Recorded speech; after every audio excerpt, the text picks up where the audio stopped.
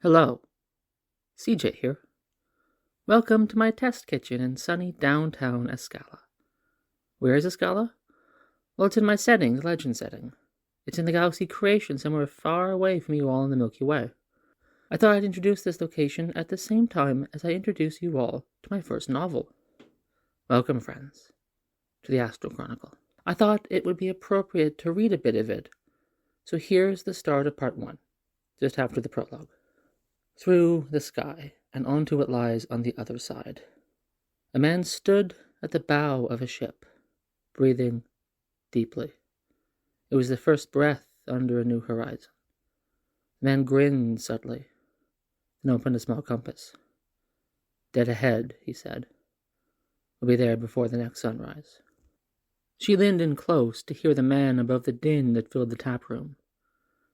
"I don't know why you're asking me," the old man said. "I'm just an old retired sailor." He had large, bushy eyebrows and a beard the color of straw. The woman reached into her pocket. "You can drop the innocent old seafarer act." "Act?" the man asked, grinning. "What act would that be?" "I've talked to everyone this side of the palace who knows anything about the docks," the woman said. "All of them mentioned you." The man turned up his palms in a gesture of innocence. "I don't know why that would be. I'm just a sailor, after all." The woman withdrew something from her pocket and placed it underneath her mug. She slid the mug over to the man. "A piece of silver says you're a whole lot more than that." The man lifted up the mug and studied what lay underneath. Then, seemingly satisfied, he replaced the mug and clasped his hands in front of him. "Very well. What is it that you wanted to know?" "Have you heard of a land called Escala?" the woman asked. "Of course. It's a land that lies across the astral, beyond the sky and what lies on the other side. The people there build their towers from glass and capture lightning in black threads they drape across their streets." "Good," the woman said, "because I need to get there." As she spoke, a group of soldiers entered into the bar.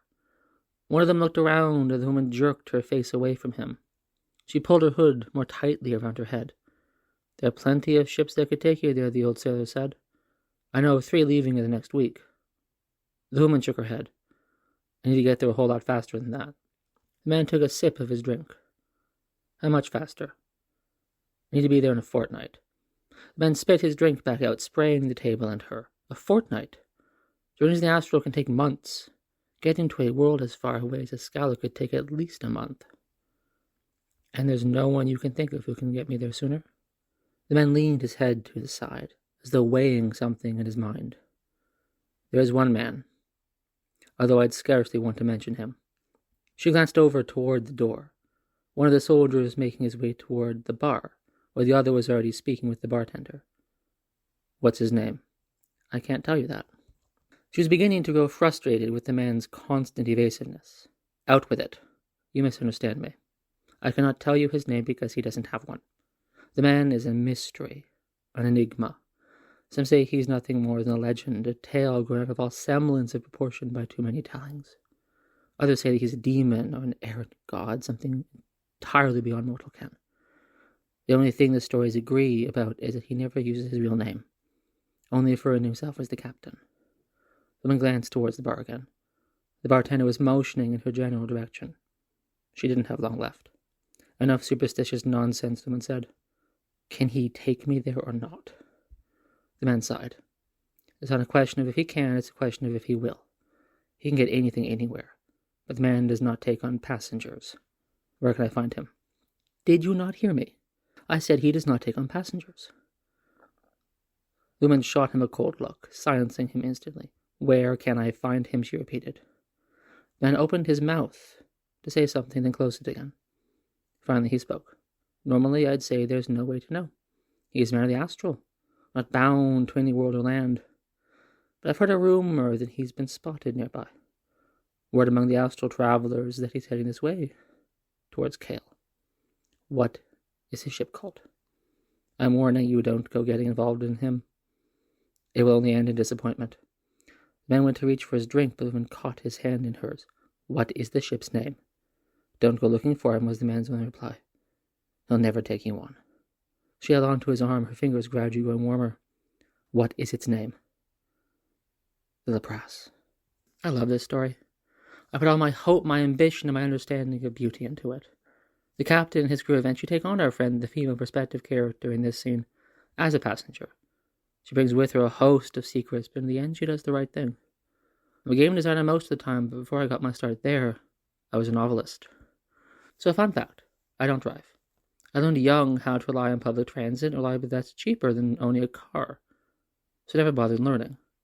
I am still helpful on the long drives me and my family often take. I read the map. I'm known for this job in my extended family. Even if it's overcast and the map is wrong, I know where the sun is and which way is north. I will get us there on time wherever there is. The Astro Chronicle is kind of about this. The characters in Astro Chronicle are cartographers, led by the owner of the ship they live on, the captain. The ship is named the Lapras. It means something that I will explain later. The captain is actually named Caliath Longain, and why he chooses to go by a title is another thing that I will explain later. The main characters are the best map makers in the known world, able to get into and out of places that most people, even mercenaries or other map makers, never dream of going near. I like the 7 main characters of this novel series. They're the only main characters I have that aren't going to be in the video game line for others to play. They're mine only. They can navigate a landscape for the first time and map it fast. These maps sell for several bags of gold each one. Gold in creation is worth the same as it is in real life, so the crew of the Lapras are rich. They could easily retire. They don't. This is the point I wanted to make. They paid excessively for their work, but that's not why they do it. Put a lot of work into my stories. I was born an auditory learner with no grasp of how to read. My memory for sound is perfect, but I can't process the written word on my own. So I learn.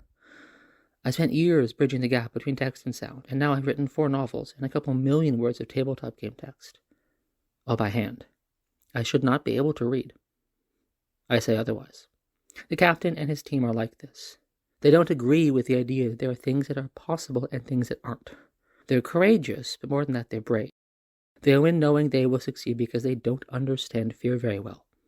The Astro Chronicle is fundamentally about 7 characters who each have a north they're heading towards, that they all agree requires making maps. This is why, despite the differences in style and outlook the 7 characters have, they are a team. The captain I know wants to see every sky. Keep in mind, in the setting here, the worlds are fertile planetoids, and a nebula with a ring of ocean around each one of them. Each has its own sky. The captain started traveling on his own a long time before we meet him in the first story. Whatever he wanted, he probably already got. Then, he kept going. That man, that myth shaped like a living person, doesn't know how to stop or slow down. He's good at leading his crew, and he has no interest in any life that is not on his ship. He is a north and to points wherever that bow is facing. I write for the same reason. My stories and games are made out of my personal pursuit of meaning, and my need to mathematically prove that hope exists. They're mapped to something, even if I don't know to what yet. Join me, won't you? For sagas to follow. Put a download link to my books in the description.